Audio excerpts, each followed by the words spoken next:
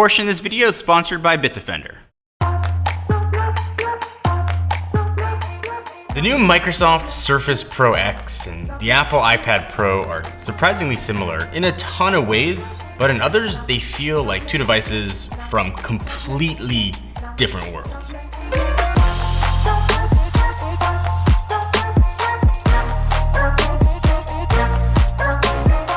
Alright, so let's start with price, with the obvious disclaimer that these don't start at like 1,800 bucks-ish. But if you want to get the best experience out of them, sort of get them to do everything they're capable of, you're going to have to spend a pretty decent amount of money. The 13-inch Surface Pro X starts at $999, which is almost exactly the same price as this guy, the 12.9-inch iPad Pro, but that's just for the base configuration without any extra storage or any accessories. So on the iPad Pro front, there's obviously an 11-inch, which is less expensive. On the Surface Pro X side, it's just one size at 13-inch. Alright, so what kind of hardware are you getting? What's the build? What's the feel of these devices? And then for that kind of money, you want to be getting something good, and the hardware on both of these is absolutely amazing and really top-notch. So I really loved the build quality of the Surface Pro line, and this is different. It's thinner, it's lighter than you get on the Surface Pro 7. I think this is the future design for all of the Microsoft Surface Pro lines. Obviously it's the X, you're getting a bit different, but it feels really good. I love the hinge can pretty much go in any orientation. You're not locked to 1, 2, or 3. You're also getting 2 USB Type-C ports, which is awesome, especially for a Surface product.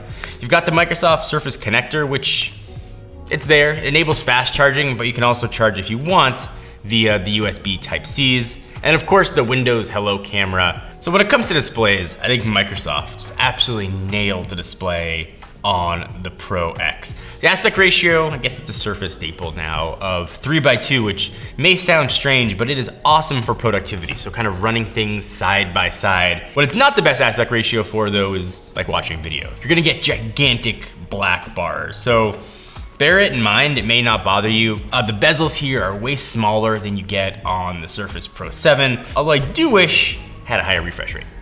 So on the iPad Pro side, it's like a pretty familiar story. I think this is still peak Apple design. I think it's one of the best looking Apple products out there. It's got really small bezels, of course. USB-C on an Apple product is a rare bird. Nice to have it here as well. It's got the smart connector for the keyboard or some other accessories theoretically down the road. And of course, Face ID built in. We talked about it, we use it, but the display is really good. Same story with brightness. It's been plenty bright for me. Viewing angles are great. Got a 120 hertz refresh rate, which is awesome. And of course, both of them, no headphone jack.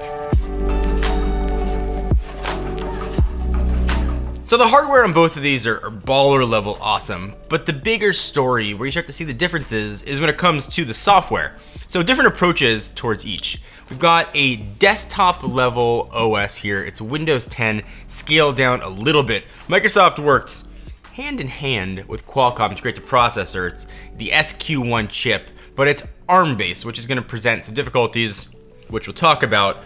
On the other side, Apple's got the A12X processor running essentially a scaled up version of a phone OS with iPad OS. Apple's clearly been working hard to address the shortcomings of iOS on a larger desktop-ish experience. You've got better Files app, for example. You now have mouse support. There's obviously keyboard support here. There's improved multitasking and a lot of things you can do for running apps side by side. But obviously you do have some really inherent iOS and iPadOS specific advantages here. You have a really rich app ecosystem, which I think is unmatched across desktop OSs, other mobile OSs. No one can touch Apple's app ecosystems. You're getting incredible level of performance. So while the A12X is not the newest processor from Apple, it is still crazy capable. And of course, the other stuff you'd expect, Face ID, and easily all-day battery life. You can charge this thing up to 100%, use it all day, and still have battery life left at the end of the day. So obviously there are a lot of positives, but the experience has not been absolutely perfect. So I've had Face ID issues, meaning it doesn't always unlock. That's not something I experience on the iPhone or anything I experienced with Windows Hello on the Surface Pro 10 side. And while it's nice to have a Files app, it's still not as full featured as I would like. Some apps, despite advertising otherwise, don't give you the full experience. So like Office and the newly released Photoshop, it's not the full breadth of what those can do. So you're still getting, in a lot of flagship applications, a scaled down experience. And so then there's the Surface Pro X, and on first blush, it looks like it's running full-blown Windows. The desktop experience is, for all intents and purposes, Windows. You start to see some problems when you look deeper and kind of go into the processor. So it's great for SIM support, cellular connectivity, and it is infinitely better on battery life than anything you would get from the Intel side. But there are inherent problems with the ARM architecture. The biggest problem with the Surface Pro X is that it can only run 32-bit apps. Things don't just work as you'd expect. So the 3 apps that I generally use the most on my computers, it's Slack, it's 1Password, and it's Photoshop. So let's take Slack, for example. I went to the website, I went to download Slack, I had no problem downloading it. When I went to install it, the install failed immediately. I had to go back and search and find a 32-bit version of the app, which I did eventually find and install, but I couldn't just download the version that everybody else can. 1Password is a bit of a different story. I was able to go to the website and I was able to download it, but it wouldn't install. And I went to Google 32-bit 1Password. I got referenced to some strange sites that maybe I don't want to download password managers from. There's a version of 1Password that was in the Microsoft Store. You figure that's got to be the one that's going to work. When I installed it and it did install fine, the whole thing would hang up while I was trying to input a password and unlock the vault. The one thing it's supposed to do, it couldn't do.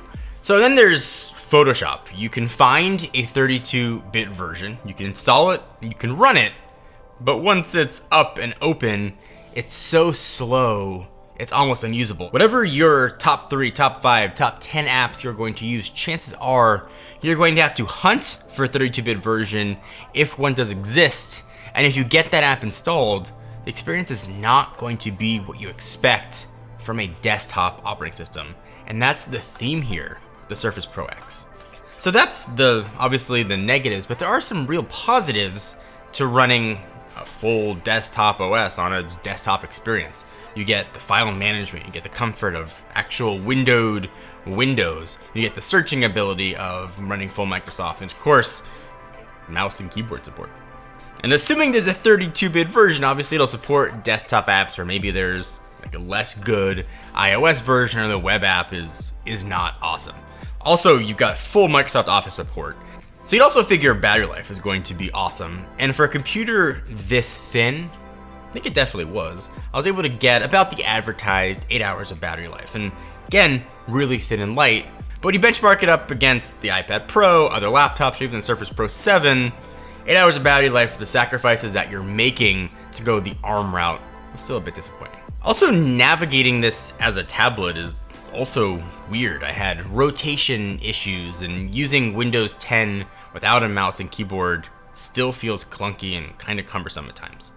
So I don't know if you guys remember, there was a time like a year ago when I tried to get a virus on my computer. I'm gonna go ahead and go to an in private window. I can't say the URL out loud.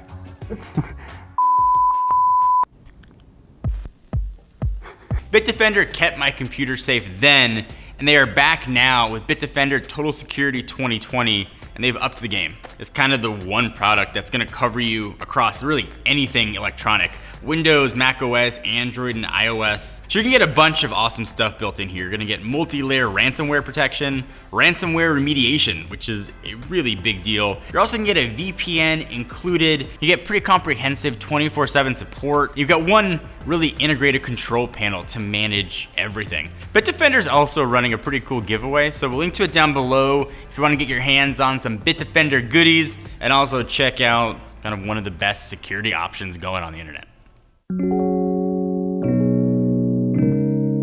Either of these on their own aren't complete. You can't fulfill their potential unless you pick up some accessories. So on the Surface Pro X side, bit confusing, this is the signature keyboard, which gives you the option to buy something extra that Microsoft will sell you as a bundle, but it's hiding. If I pull this down, got a real sneaky pen hiding underneath there, and you can go ahead and put this back where it was. It's a little bit strange on the side. It's kind of oval. I got used to it really quickly. I actually found that it felt pretty decent in the hand. It was responsive, very little latency. I like that the other side is an eraser. It charges wirelessly, then completely hides away. I actually really like that, but it does come with some compromises. You notice that it docks up higher, so being able to sort of touch things here down below in the dock is almost hard to do. So you do get a backlight, which is nice on Surface Pro X. This one, as I type, I don't know how else to describe it, but I get kind of a trampoline effect. It doesn't feel as stable, and as I'm typing, I can very clearly feel that this is moving. But you do get a trackpad built in, something that you don't get with the iPad Pro. It's an average keyboard. It is certainly not the best keyboard. It does sit flat, so you don't have any of the trampolining, but then you don't get the nice angle that you get for typing with the Surface Pro X. And I do like that. Now you can have different angles you can set up for the iPad. You only get 2, but you don't get the almost infinite angles with the hinge on the Surface Pro X. There's no trackpad here as well. Apple Pencil now docks magnetically at the top, and I wonder where Apple got that idea to have the pen dock magnetically. Microsoft's been doing that for a while on their Surface line. I use a pencil for note taking. I'm not an artist. I like the experience of it. I like holding it. It's nice to use for navigating the UI when I don't want to use my finger. It also charges incredibly fast on the top of the iPad. Accessories is kind of a draw here. If you want a full typing experience with the trackpad, it's a good way to go. This isn't the only option though. You can get sort of other keyboards from Microsoft. This just wasn't as good as I've experienced in the past from the Microsoft keyboards built into the Surface line. This, it's flat, the keys are mushy, there's no trackpad, but then again, it's easier to use. So the winner here should be pretty obvious. I'm putting these two side by side. I'm going with the iPad Pro. A lot of the shortcomings can still be addressed with software. On the Surface Pro X line, that ARM-based processor is always going to be limited to 32-bit apps. Now, software can improve a lot of other things, but that's always going to be a shortcoming of that computer. On the iPad side, I get all the creature comforts of Apple and iPad OS, and a clear path for improvement on that. The accessories are kind of a wash, whichever one you prefer more, but I'm willing to work into Apple's ecosystem. I'm willing to change a little bit of how I work to get an experience that's just going to be smooth for me. I'm not gonna have to hunt for apps and question whether or not things are going to function or not function. And I do want to give Microsoft a lot of credit. They have built hardware that is outstanding, a chassis that I think is second to none, and perhaps the next version of the Surface Pro X, the X2, will be the tablet experience and the portable laptop experience that can solve all of these issues. But as things stand right now, it's still the iPad. But of course, the elephant in the room, Surface Pro 7 probably seems like the perfect option.